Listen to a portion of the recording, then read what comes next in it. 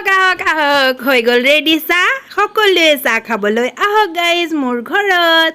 hello' everyone good morning সকলোকে মোৰ নমস্কাৰ ইফালে মোৰ বহি আছে মোৰ হাজবেণ্ড বহি থকা নাই কাম কৰি আছে ৰুটি বনাই বেলি আছে ৰুটি বেলি আছে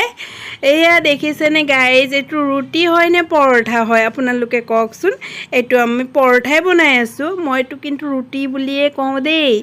এতিয়া মোক বহুত খাবলৈ মন গৈ আছিল তেতিয়া মই ক'লোঁ হাজবেণ্ডক ক'লে মই বনাই দিম দিয়া তুমি অন্য কাম কৰা বুলি ক'লে এফালে মোৰ চাহ হৈ গ'ল ৰেডি মই বাকি আছোঁ চাহ তিনিজনৰ কাৰণে মই বাবু আৰু মোৰ হাজবেণ্ড আমাৰ তিনিজনৰ কাৰণে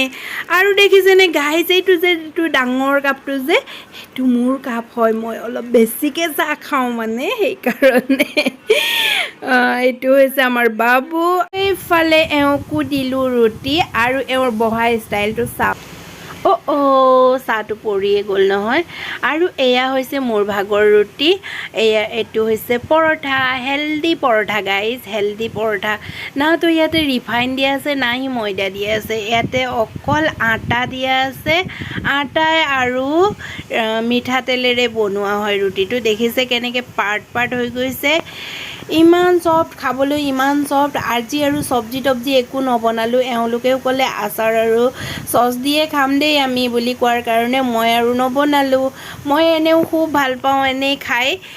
চাহ লগতে খাই ভাল পাওঁ গাইজ আপোনালোকেও কেতিয়াবা খাব মন গ'লে এনেকৈ বনাই খাবচোন খুব ভাল লাগে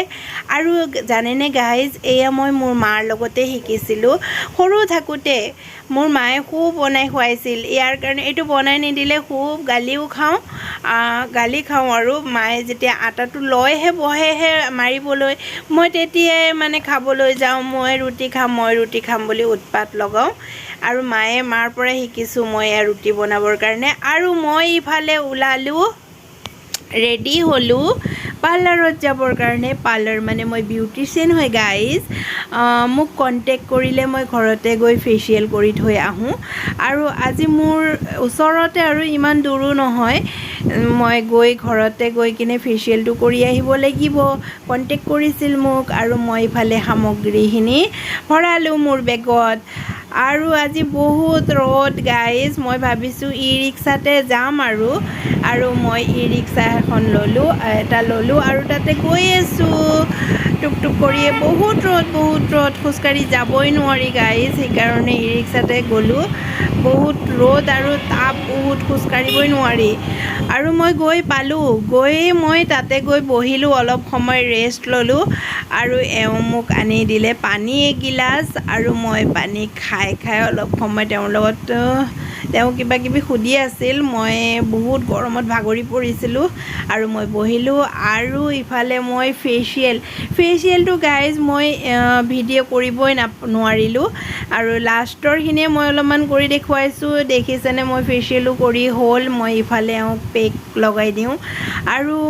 ফেচিয়েল কৰা শেষ হৈ গ'ল আৰু আজিৰ ভিডিঅ'টো মই ইয়াতে সমাপ্ত কৰিম আৰু নেক্সট ভিডিঅ'ত লগ পাম দেই বাই